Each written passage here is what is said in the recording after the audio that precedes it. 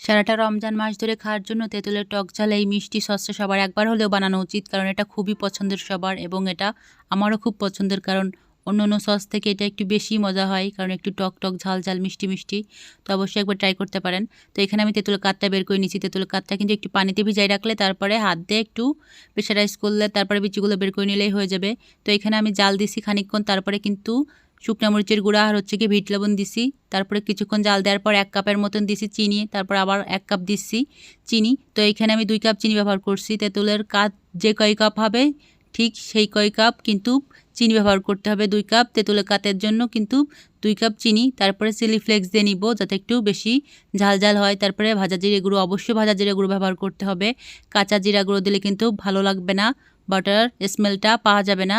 তো এই পর্যায়ে 1 চামচের মতন কর্নফ্লাওয়ার আর 2 চামচের মতন নিচ্ছি ভিনিগার। ভিনিগারটা আসলে প্রিজারভেটিভ হিসেবে কাজ করবে, আর কর্নফ্লাওয়ারটা দিলে কিন্তু তেঁতুলের যে থিকনেসটা আছে ওটা একটু বেড়ে যাবে।